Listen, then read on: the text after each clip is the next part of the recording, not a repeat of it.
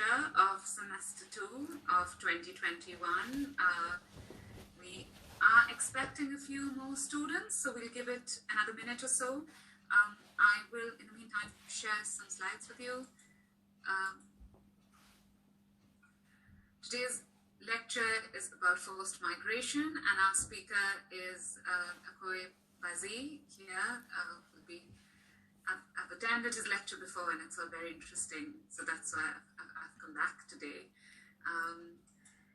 But I think we'll just give another minute or so to students who may be in other sessions before this.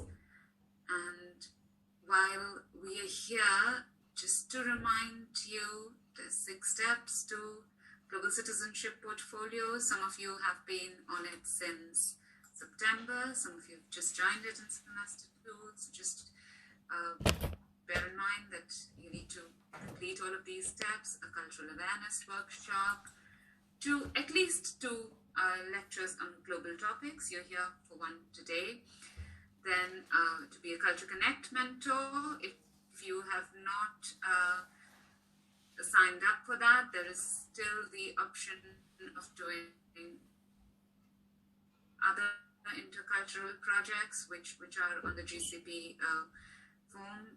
Get in touch with us if you've not got a mentee and are not part of Culture Connect and want to get involved in an alternate project to complete the Global Citizenship Portfolio, and also to attend an intercultural activity and your moderated discussion at the end. During today's session, please keep your camera on, please keep your microphone off so that we don't have feedback.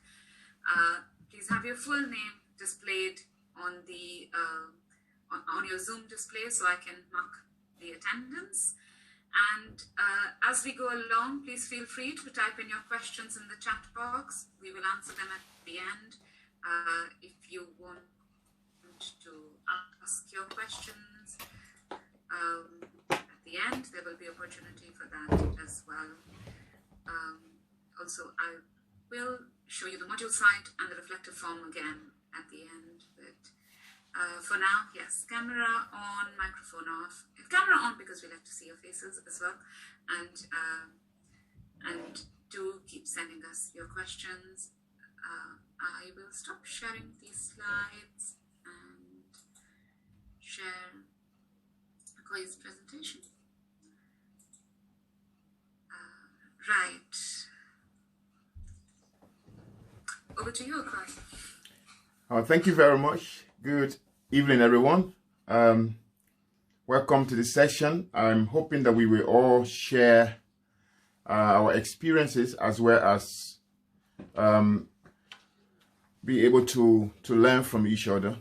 I do this quite a few times. I'm also doing similar conversation with Leeds University with the occupational therapy student on master's level. I also do a bit with Sheffield University with social work students at master level. And I've done this in November with another cohort. And I'm very happy to be here this evening to share with you. Today we are talking about forced migration and refugee protection. As you know, we are in the season of our global citizenship portfolio. So we're looking at the different aspect of the globe and the different activities that are going on, including migration.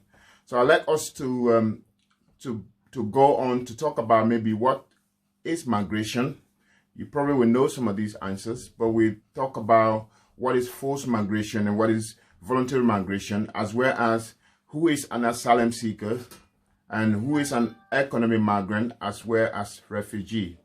But before we go into that, let me just say brief about myself. My name is, again, Akoi Bazi, and I'm originally from Liberia, West Africa. I arrived in the UK in 2004 to the UK formal resettlement program called the Gateway Protection Program. Prior to that, I lived in the refugee camp for 12 years, having fled war from my country, one of Africa's bloodiest civil war, at the age of 14. So I spent most of my youth time in the refugee camp in a very challenging situation. So when I came to the UK, I found interest in learning about my own journey as a refugee. It took me to study forced migration and refugee protection, just to understand what the academics are talking about refugees and migration. That would then support my practical experience as a child refugee in the refugee camp. So today's session is about talking to people who are more likely to work with refugees or come across asylum seekers or economic migrants. So, so in their work, you will be aware of what is going on. So I'd like to start my section with a few questions just to check with what you have.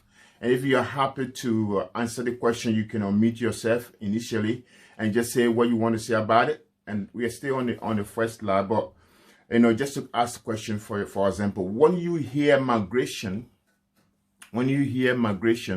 what comes to your mind? If you have questions, just put it in the chat. But if you want to unmute yourself and answer, that's also good for the first, just to kind of get familiar with ourselves. So when you say migration, what comes to your mind? What is migration?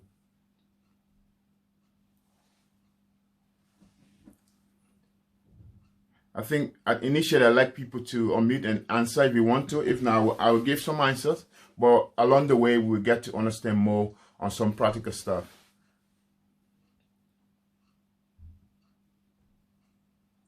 I think I want to type in. Oh yes, was someone speaking? Yeah, I was about to. Yeah. I was just going to say, I think I'd think of it as someone fleeing their own country to whatever a new country would be. Thank you. Very good contribution. Yeah, any other contribution? As someone being very scared, fearful.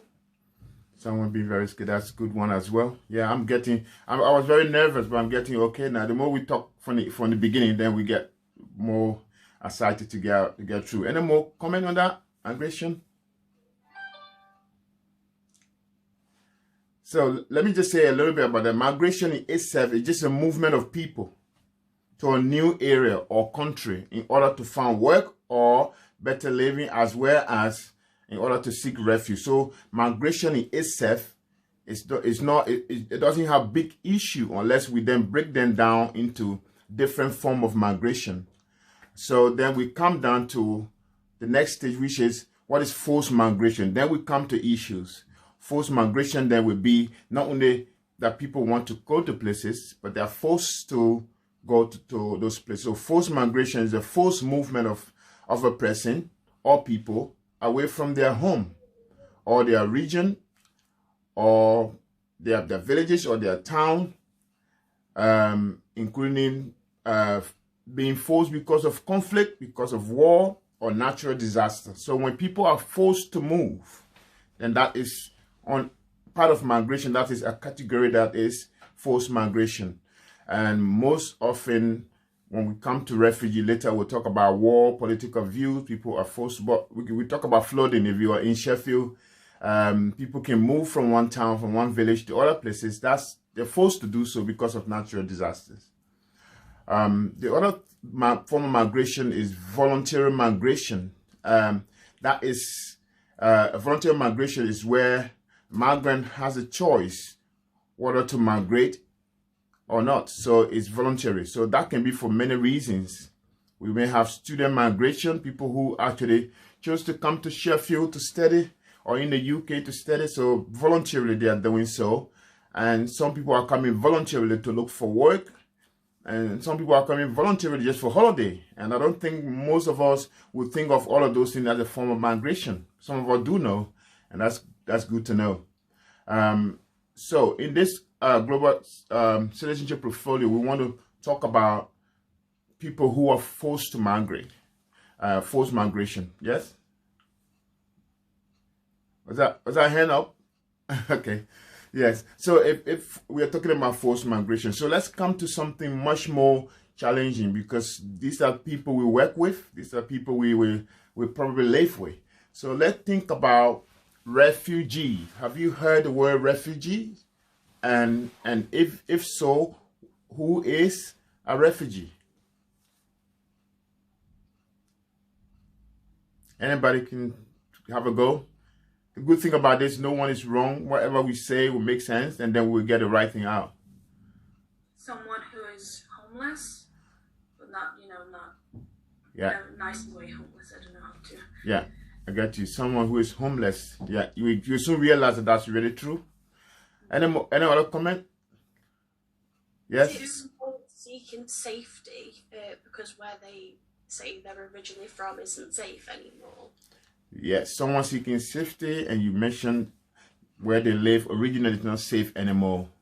That's good to know. Okay. Anybody wants to try again? So a refugee is someone who has been forced. I think we are talking about forced migration again. Someone who has been forced to flee his or her own country because of persecution, of fear of being persecuted. So it could be war, it could be conflict, political view, and they are homeless, of course, but they flee their country. They've gone into another country and seeking protection. So if that refugee crosses the border,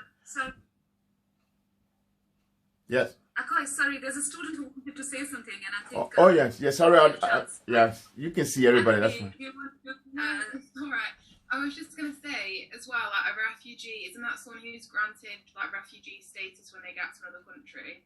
And that's different to an asylum seeker, because asylum seekers have to flee their country like due to like natural disaster or conflict, but they haven't been granted the status of a refugee yet. Absolutely right. Thank you. I'm glad I didn't miss that, because that's a very good point you make it right there. Okay, I can't see everybody, so I'll be happy if you just stop me if someone raises their hand up. But that's right, and just keep that in mind. You realize that will be 100% correct as soon as we arrive there, and that's fine. When you cross the border, that person is granted refugee status under the 1951 convention. That is the UNHCR convention, and the UNHCR is the United Nations High Commissioner for Refugee. So that convention states that whoever flee their country for the fear of persecution, they should be granted refugee status under the 1951 convention. So the UK is a signatory to that convention. Some other countries are not signatory to the convention, so we will soon understand that they will have to seek asylum and then have to move on to get refugee status. But they still do have human rights.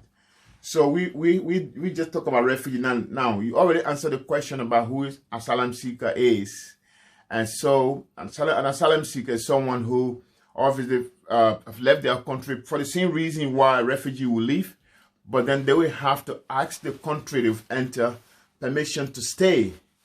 And in the UK, for example, if you come to the UK and seeking asylum, the UK government will first of all grant you permission as a right to ask for asylum, a safe place to stay. But then they will have to say, listen, we have to hear you out. You have to give us reason why you stay here. You want to stay here. We have to see how genuine your claims are.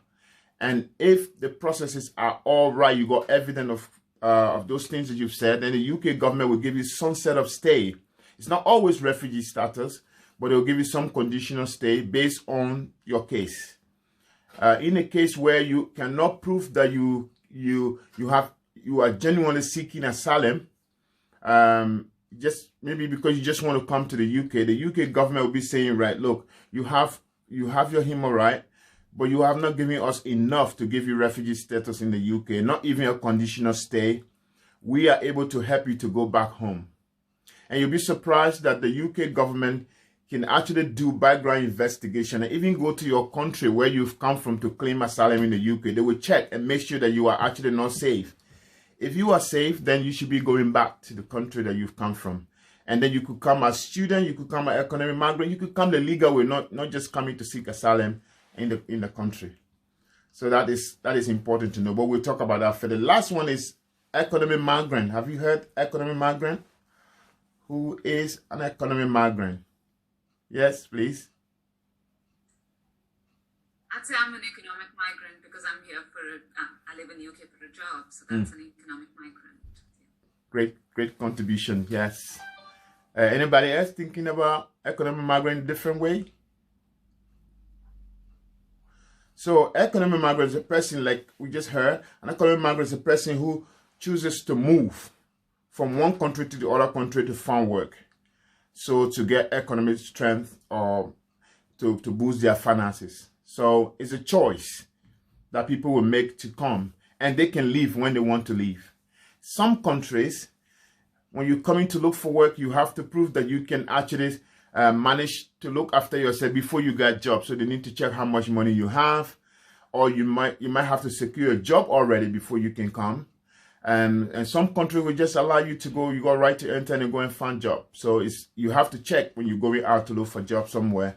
Make sure that you have all the requirements sort of before you can go. So thanks for your contribution. We'll go to the next slide. And this is just going to remind us some of the answers you already given. You already given them. But let's just test our answers to see what's the difference between a refugee and an asylum seeker. So now we know who is a refugee and asylum seeker. What's the difference that you have just picked on from the answers that we gave?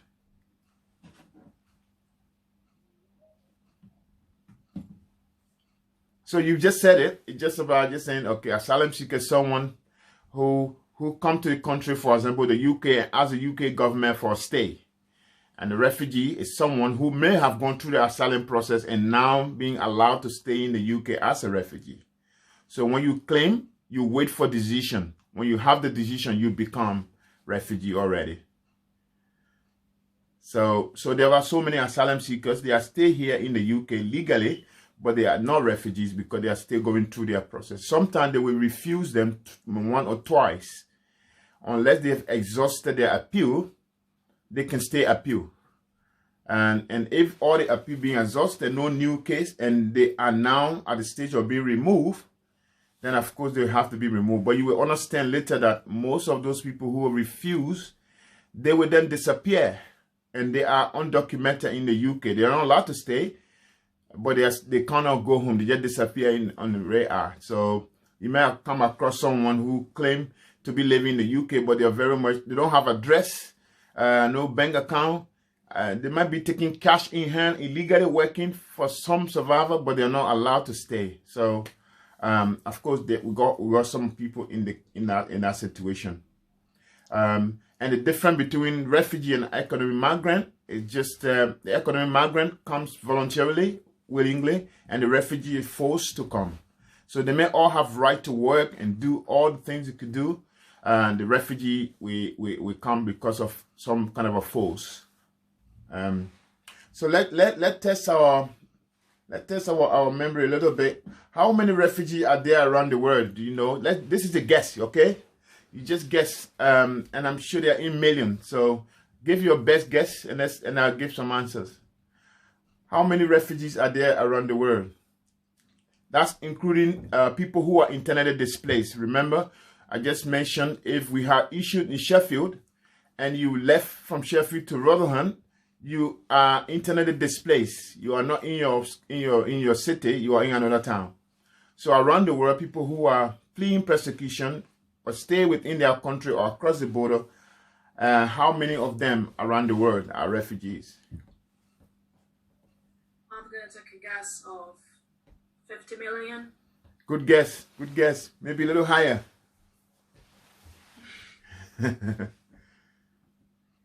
60. 60, yeah.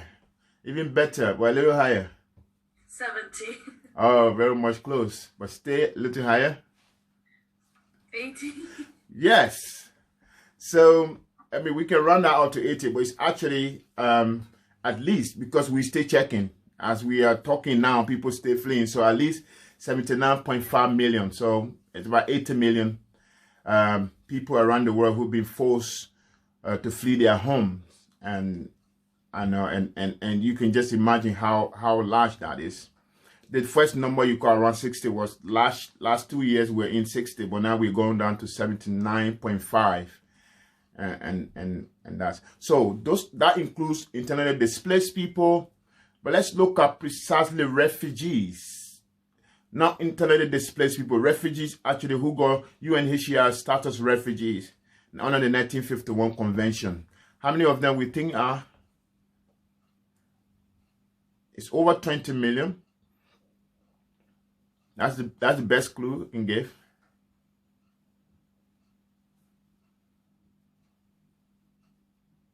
$25 million. Yeah. Close, very close. 25.5. Yeah. So let's say 26. Then we can run a 0.5. Then you're right. This is 26 million refugees. And around half of the 26 million refugees, we have half of them are under the age of 18. So you can see how many children. So we have 26 million. If you just divide that by 2, and we stay counting as we're speaking, every minute somebody is running away from their country. So we have half of 26 million are children. And most of those children are fleeing on their own, unaccompanied children, fleeing on their own.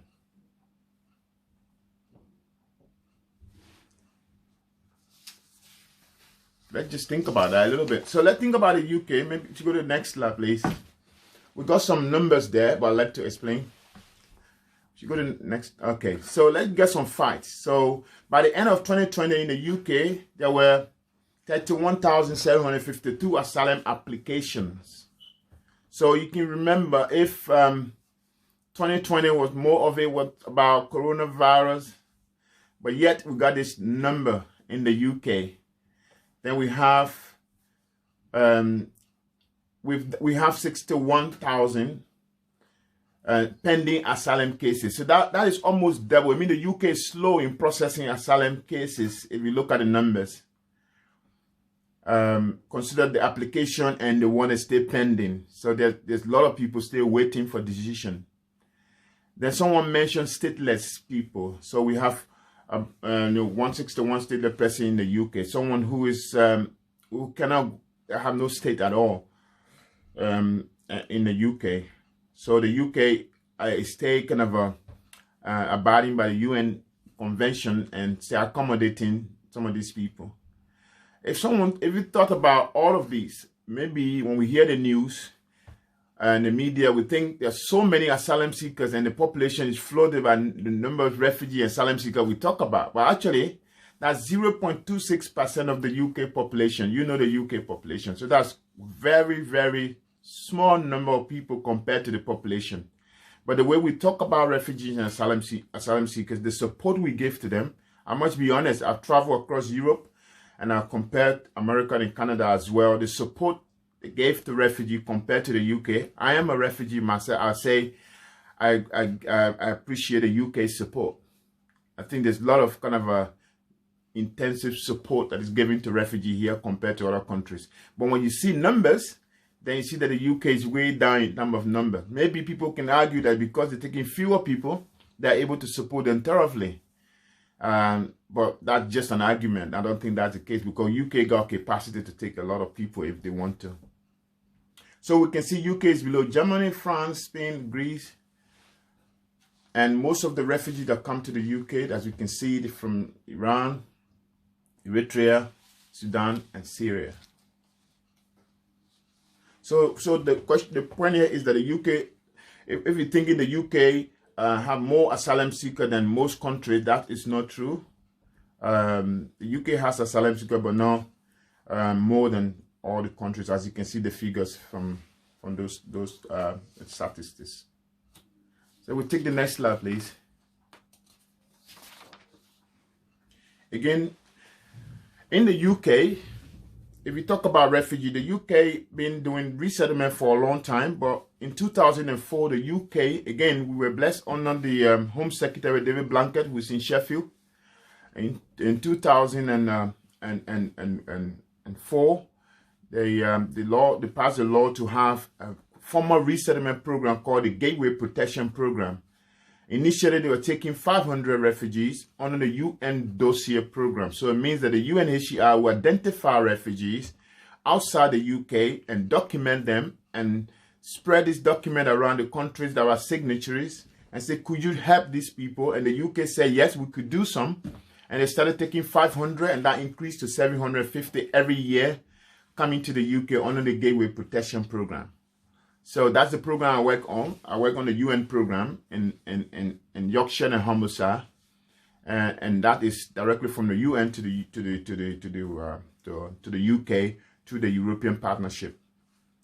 The other program that we have, the resettlement program, is called the Vulnerable Person Relocation Scheme, which is VPRS. As you remember, during David Cameron's time as Prime Minister, the government pledged 20,000 Syrians during the war to be settled in the UK. So we, for 5 years, and last 2020 was a year that it should have resettled all of the 20,000. Unfortunately, because of the pandemic, I think we have about 232 people to be resettled now to make the 20,000, which is great. The UK now have decided that instead of having the Gateway Program and the Vulnerable Person Relocation Scheme, as well as Vulnerable Children Relocation Scheme, because of the large number of children fleeing war, the UK is going to have a program, a global resettlement program, to consolidate all the resettlement programs together and have that global resettlement program. And the first pledge was made to settle 5,000 refugees from last year. But because of the pandemic, they have not started yet. Now there is a move for the UK to resume that quickly because other countries in Europe have already resumed their resettlement program. And refugees who are promised to be resettled are suicidal in refugee camp because they've given all of their stuff away, hoping to come earlier, but it's being delayed. So there's a pressure on the UNHCR to make sure that people are settled as soon as possible. So there we will be soon on the global resettlement scheme. So those are 3 programs now going to be together to settle people in the UK. Next slide, please. So I mean, I would try to send some of these things to you, as you may have already. I sent it to Andrew, so you don't need to take too much notes. But this is kind of overview of what we were talking about. So refugee, the definition of a refugee, asylum seeker, and economic migrant. If you miss it, that's what it is. But you already got it. You give some good answers, so I'm very happy that we can move on that if you like, and then we can just talk about what is life like for asylum seekers in the UK precisely. So if you work with an asylum seeker, again, we're not talking about a refugee, somebody who's waiting for a decision, and some of you will go on to work with them. The language, the body language, the situation they're in, these are just a reflection. Stress, difficult to understand the process, the skills, to reevaluate their skills brought from abroad. Less than £5 a day to live on, challenging. Isolation, loneliness, sometimes friends, network support is missing. Language barrier. Some asylum seekers actually face destitution. Some are actually put in prison. Yes, so a lot of them in prison actually. So that is challenging. And some of them are deported. And we can argue that we didn't want the UK system to be too soft so that everybody can just float here. So if you actually need to be deported, that's okay. But people got personal reasons why they wouldn't go. Sometimes the UK government can get it wrong and think that people are safe when they are not safe. So whether that should be the person's decision to say they are safe or not, but of course they have to do their work. Sometimes the environment is hostile. Asylum seekers, most of them don't have right to work in the UK, and so they rely on support. The housing support that is provided, sometimes people are sharing accommodation. It is very difficult for people to have their privacy. And the benefit sometimes is 37.75 pence. And people can have per week. And if you have to eat and travel and buy all the toiletries that you have, that is nothing for people to really survive unhappily. And that is just $5.39 a day. So that's your kind of reflection on some of the things, and you may know more that asylum seekers, language barrier, bigger issue, and that's the journey for asylum seekers. Next slide, please. So I got some pictures before you there. Anybody want to guess who those people are? I know that top left is Rita Ora. Who Rita came from Ora. Albania. Yes, that's right. Who else do you know there? Frank. Yep. The second one is Jackie Chan. Jackie Chan, yeah. Clockwise. Yeah. Then the second one from left, Albert Einstein. Yes. Mila Kunis. I just don't know where she's from. Okay. Yeah.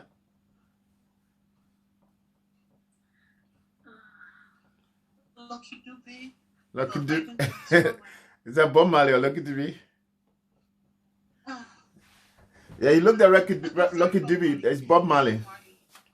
Yeah. I'm Frank. How about some Mo Farah?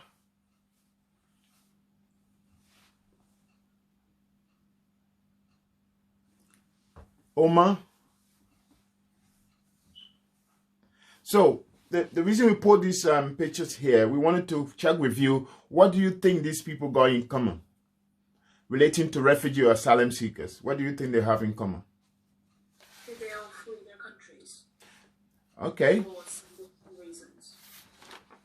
Yes. Anybody got different thought on that?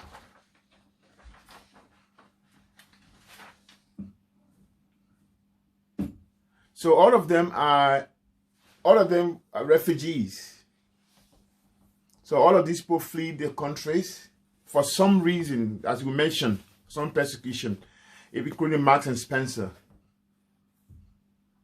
So today we may not know that they are refugees, but they came as refugees. And Rita Ora was very young when she came here, so they all had education from here, but they're all refugees. Did you think that they were all refugees? Did you think of anyone here we thought would not be a refugee at this time?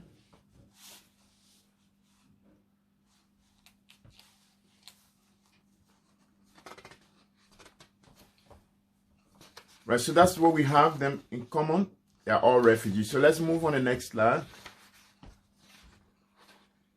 So what I like to encourage sometimes when I do this physically at the university, whether that is in Manchester or in Leeds or in Sheffield, I like to have kind of an honest conversation with people, you know, and I like to tell people, look, don't take this against someone, because that's the whole society we live in. Opinion matters, and how you feel is also important, because that shapes the way we do things.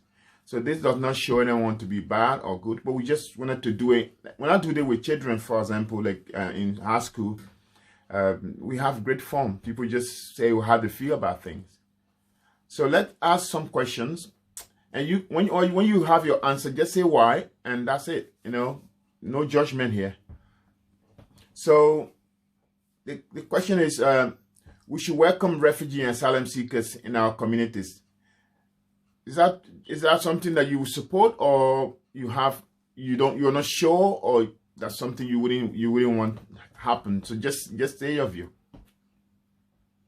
That's something I support, because I've had friends who were in that kind of situation, and once we met, they were not my friends, but once I met them, I started to realizing what kind of situation they are, and it just opened my eyes. And I think that everyone should be given a chance to meet those people and see what kind of situation they're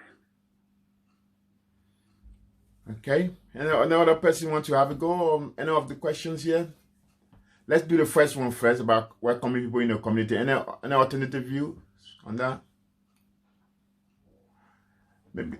Let's go back to the next question then. If I had to escape my home due to violence, war, or persecution, I would want to find a place of safety for myself and my loved ones. Yay or nay?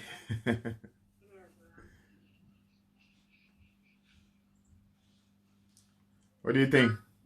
Mary, were you saying something to that one? Yeah, I just said that I agreed. Do you want to say a bit about that? Or your agreement? And anything that links to it? Well, I think everyone deserves to, at minimum, be safe. You know, wherever they are, whoever they are, they deserve the feeling of safety. So if I did have to leave, say I had to leave the UK completely, I would want to be able to find a country that I did feel safe in.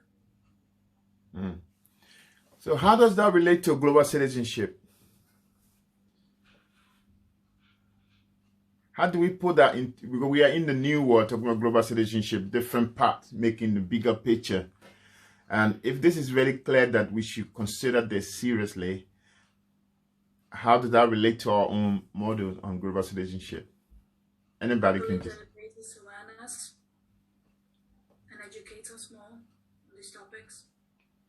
Yeah, so we have raising awareness and we have education, and those are powerful tools for our global citizenship. We need to learn, to share, to receive, but we need to raise awareness, because if we look at some things that are not good and don't talk about it, we are as bad as those people who perpetrate those bad things. So it's not just enough to say, look, that's their business and you are free because it's wrong and you can't say something about it. It is also your business to say, look, that's not right, or I'm not sure about this. You have to say something. So part of global citizenship is all about acceptance, celebrating commonalities, but also respecting our differences. So we all have equal worth of dignity regardless of our background. So if I have problem in the UK and I expect people to welcome me, to give me a place of safety, then I should be thinking twice. And when people do come to the UK seeking safety, if you can't help, don't hurt. So sometimes people have to be careful about raising awareness and raise the awareness in places where people. So that's my job. I travel around just making sure. I'm not trying to make people do anything, just trying to raise awareness, because we have to make choices. Okay. So, but there are questions. I've seen another student wanting to contribute, and maybe you did not notice that. Emily, again, did you want to say something? Because I saw you unmuted yourself. Oh, I didn't actually mean to do that. Sorry, Sorry, it's all right. Because we can't see you all at the same time. Just don't want to, deny anyone the opportunity to contribute. It's okay. Okay, don't worry. Yeah, and I'm very happy for people to just ask questions in between. I do this a lot because sometimes when you keep the question longer, you forget what that is. So the next one is let's get some real talk, because sometimes when we raise awareness, we talk to familiar people, sympathizers, people who are already accepting us. But let's talk some hard things. For example, someone says, I fear that tourists may enter the UK pretending to be refugee or asylum seekers. Do we have anybody got that kind of concern?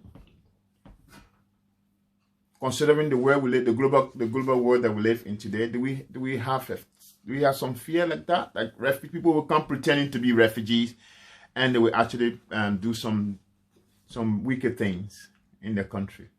I think that's quite a difficult one,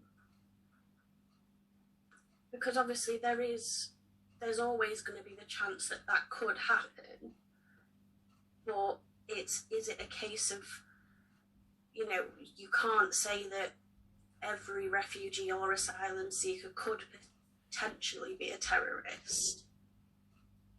I also think that we should trust enough our government to be able to detect any possible, opportunity if that's something that's going to happen. It's Okay. not. Yeah, it's not. Sorry, Like, I you finished. sorry, go ahead. I just wouldn't trust this government to do anything, to be honest.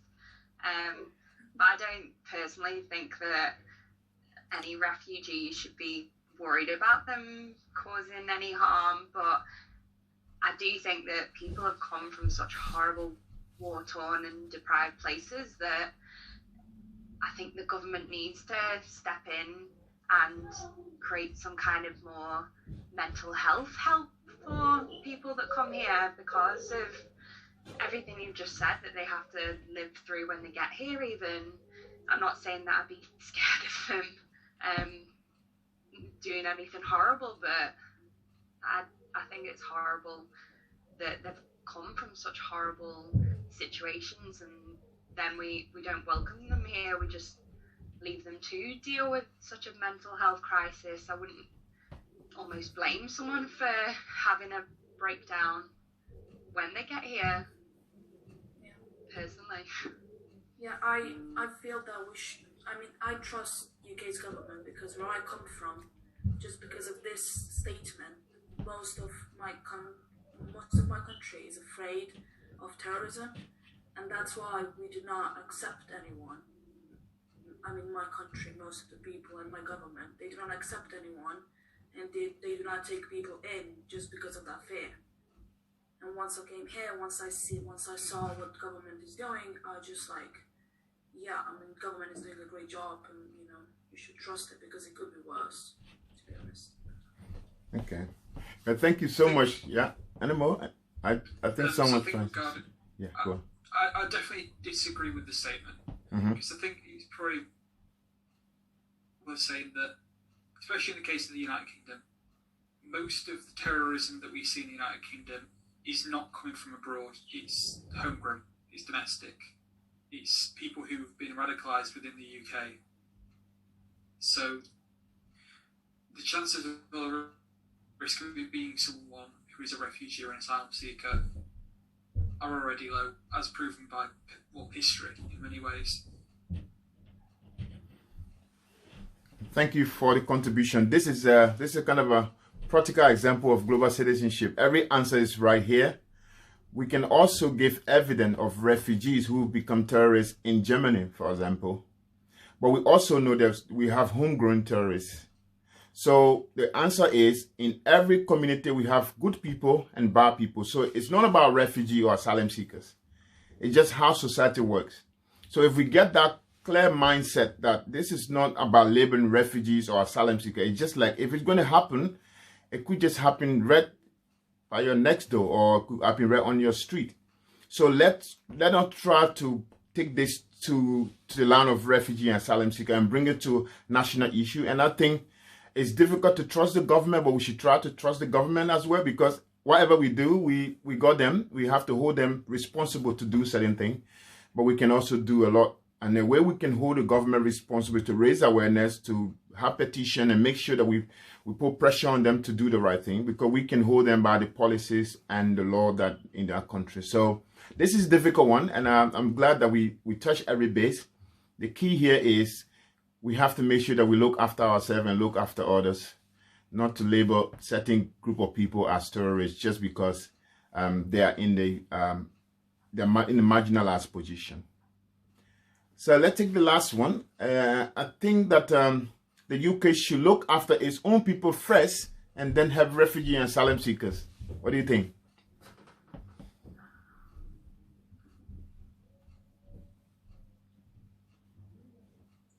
I think that's what the UK is doing. I think that there should be like a list of reasons what the UK is not doing when it just doesn't make sense to me, that statement, to be honest. I disagree with it. Okay. And anybody think otherwise?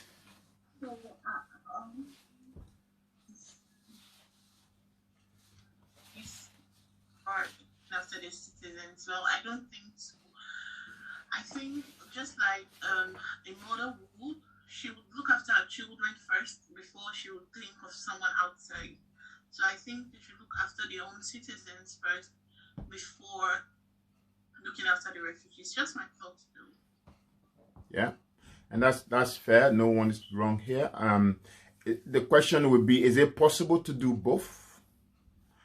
Do we have enough to look after our citizens and accommodate a little bit of a shared responsibility? We should the country would take all the refugees, while the UK looking after her own people. It's just something that we have the UNHCR, so we should have shared responsibility. So like the UK is doing very well. I think someone mentioned the UK is doing very well. When you look at the number of refugees, it may not be as compared to other countries, but they have this global citizenship and global responsibility sharing. So I think while I think that we should look after our own very well, we should also consider other areas where there are challenges. I think we're looking at the vaccination situation right now in the poor countries with regard to the pandemic. I know it's not equally spread, but there is a room for big country to sit and think about other people as well.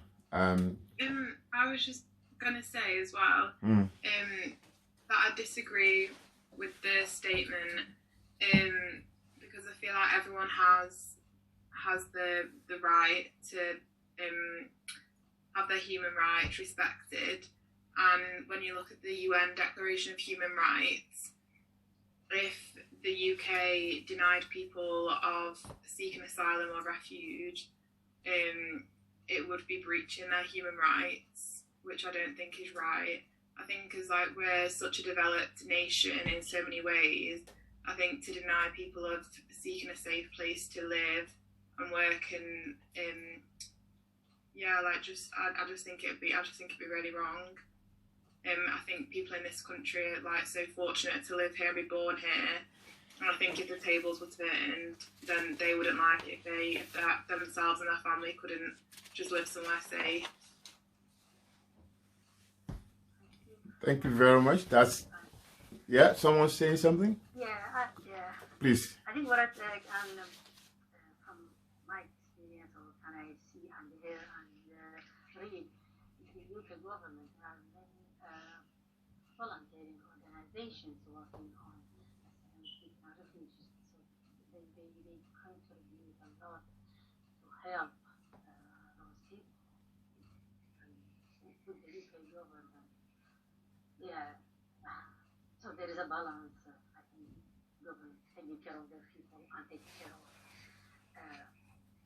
refugee and asylum seekers.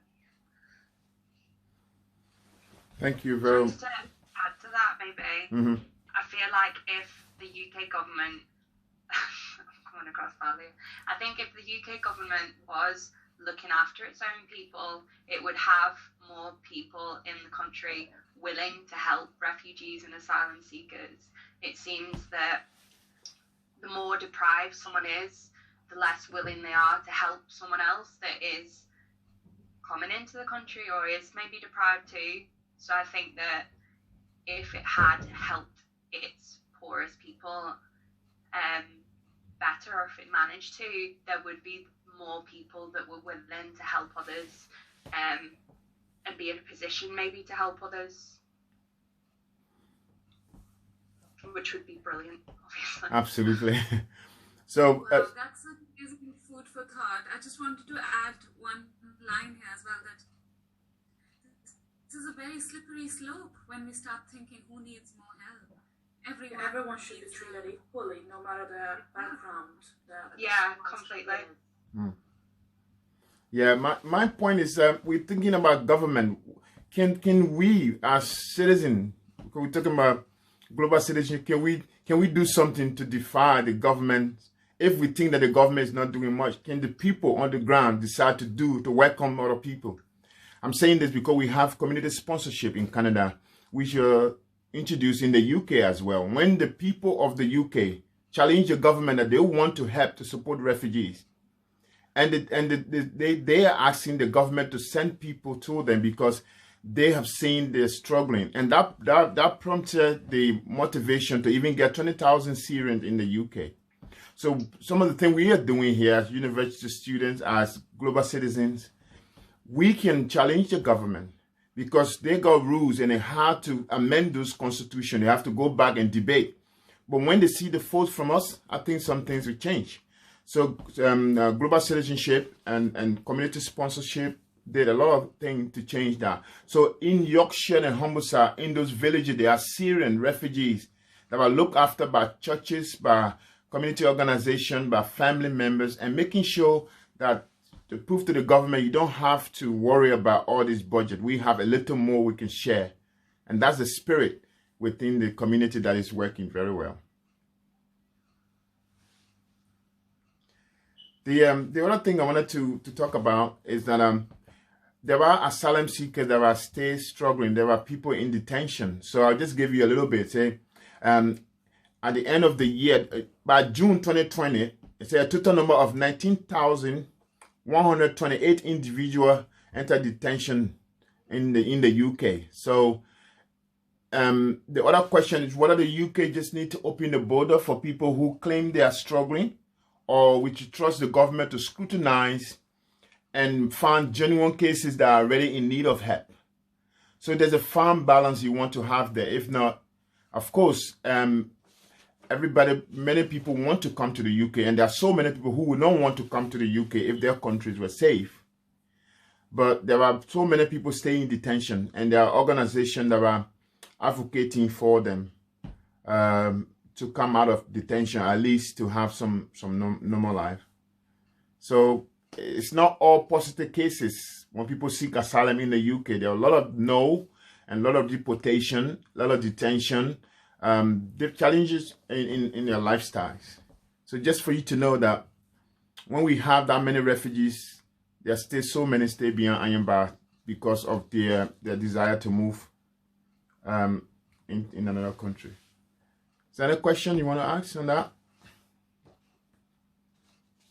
The other form of migration is family reunion. So other people who are here, they got missing families, they are also able to come to the UK and join their family when they are found, probably by the British Red Cross or other organization. When they are found, they can come and join their family. And that is also good. That's also increasing the refugee population in terms of people who can come to the UK. So many asylum seekers who enter are already, looking for a way to reconnect their family members. Let's just talk about mental health. Maybe we should go to the mental health of asylum seekers. What compared to the challenges that they are having, waiting for decision, not able to work, living in a horrible situation. Let's see what happened in the next slide, please.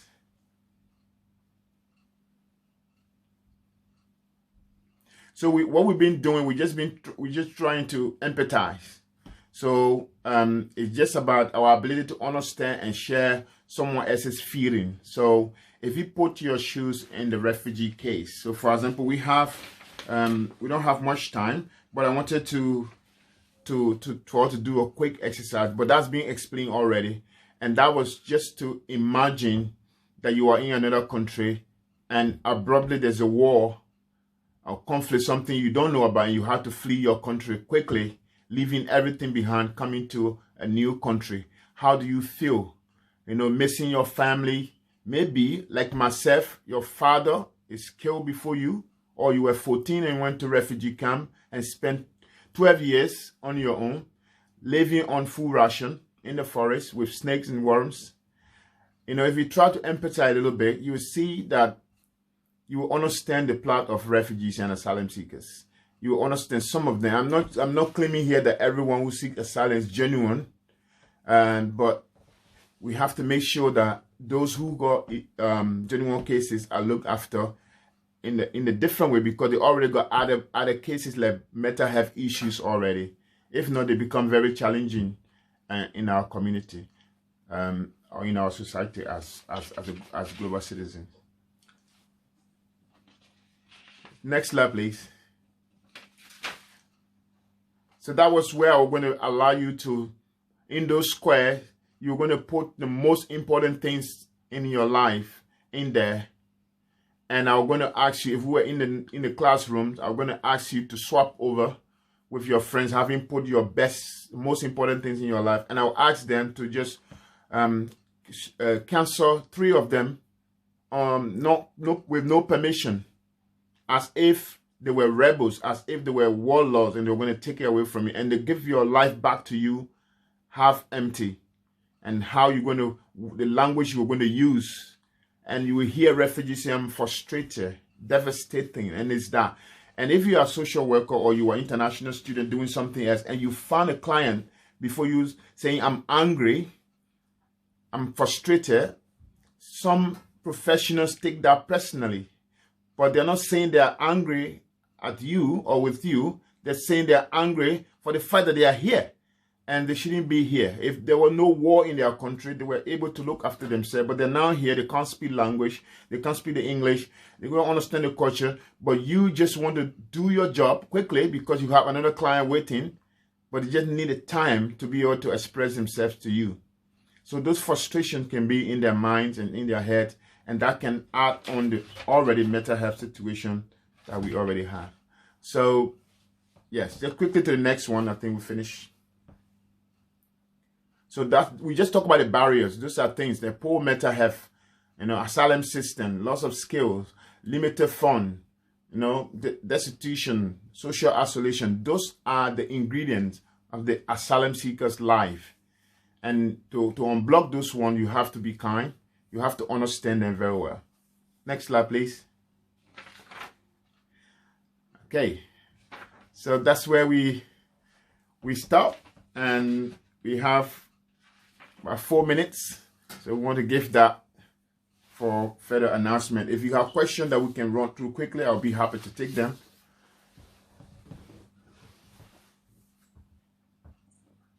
Thank you so much, Okoye. That was great. These slides will be available on the module site. I would encourage you to go and look at the module site and related materials to this lecture soon, because while this the learning and reflection is fresh in your mind as well, also please try and do your reflection form for this lecture either later today or tomorrow, again, while the things that we've talked about are there, and that can help you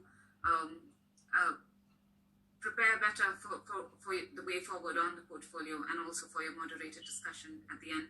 It's always good to write things down after you have heard them and processed them.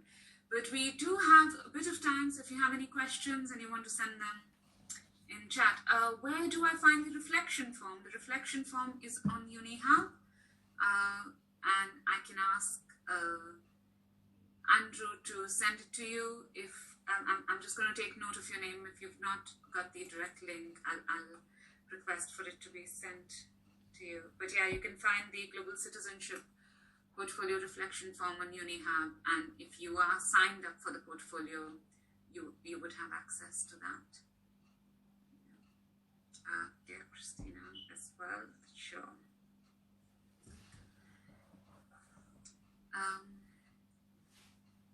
Anyone else with any questions?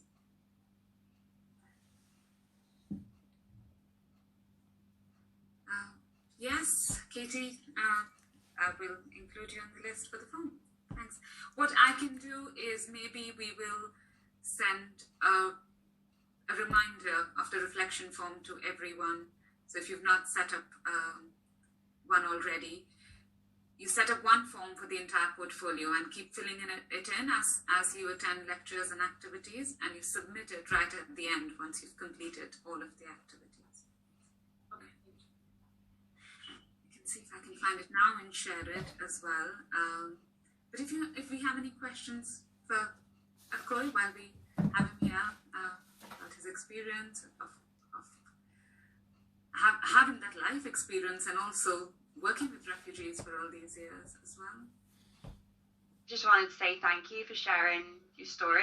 It's really opened my eyes a lot and really got me keen to help out in some way. So thank you for sharing. Thank you. Yeah, thank you as well. I just wanted to ask, when you came over to the UK, did you find it beneficial? Did you go to a charity organisation? Did they help you at all? So I came on the Organized Resettlement Program, so I didn't come as asylum seeker. So I was already in the refugee camp, identified by the UNHCR as a refugee in my first country of asylum. So the UNHCR compiled document and sent to the UK government, to Australia, to Canada, to all of the signatories and say, could you help a few people to settle in your country, because these people are stateless. We couldn't go back to our country because of the war that was still there, and we were in the first country of asylum, very poor country. So fortunately for us, it was just timely that the UK had just decided to do so, and I was the first refugee to come on the resettlement program in 2004. So the issue was just language. So even though my country it has link with America, but I spent all of my teenage life in the refugee camp in French-speaking countries. So French was what I learned in other languages. So I had to go through the process of doing my my English language. It was challenging, the system, the weather condition, and everything else. But we have Refugee Council. The British Refugee Council was the organization that was looking after us as NGO in the country. So we had support for a year, and then we had to move on and be like any other British citizen, apart from the passport that we didn't have, because we had indefinite leave to enter and remain. Yeah, so I had support, but the stay was challenging for some of our friends who did not actually have even formal education apart from their local dialect.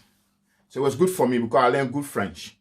So learning English wasn't that difficult because I already in the system of education. So it was better. But those who didn't have any formal education, that was challenging for them.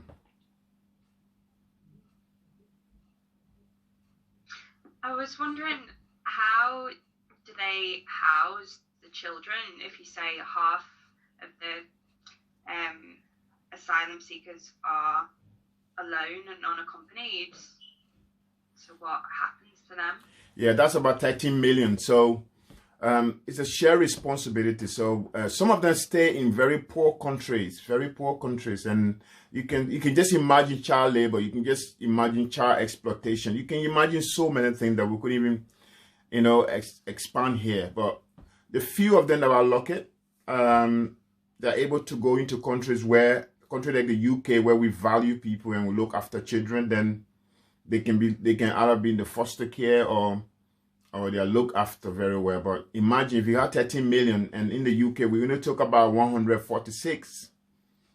13 million, we take 146. We hope that other countries will do more, but we still got so many children out there in child labor and child exploitation. Thank you. I have a quick question, if that's all right. Please. Can refugee status be revoked if the war in someone's original country has ended? So the UK has different type of leave, and based on the investigation and the uncertainty of the war. For example, when I was in the refugee camp, there was no clear path that the war was going to come to an end anytime soon. So the UNHCR recommended, because I was unaccompanied child when I went there. My parents were not with me, and one of them was killed. So they gave me indefinite leave to enter and remain. I had a choice to stay and become British citizen or wait. And when I say I wanted to go home as an adult, I could go home anytime. And so if I chose to become British citizen, that if my country accept dual citizenship, then I will have to take it. I would have taken it.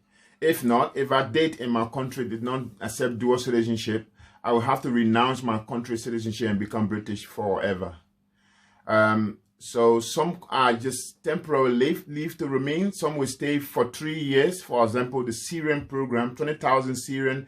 Initially, they came for only 5 years. So we were hoping that after 5 years, the war in Syria will come to an end. Then they will call all those refugees to interview and check with them whether it was still safe for them to go back home. And if they wanted to go, the UK will have prepared them to go back home without any obligation. Those that were staying not safe to go back home because of fear of persecution, they would have applied to stay here permanently. So not all that get indefinite leave to stay, and not all that have to stay. Sometimes the UK government will say, look, you are here for 3 years and your country is now safe. We want to give you the option to go back. What do you want? You want to start a business, for example? You want referrals or recommendation to something that you can go up to do? So they will have some conversation where be on an individual basis. Okay, thank you. Welcome. Thank you. I think we've gone 5 minutes past already, but it was so great, and these things.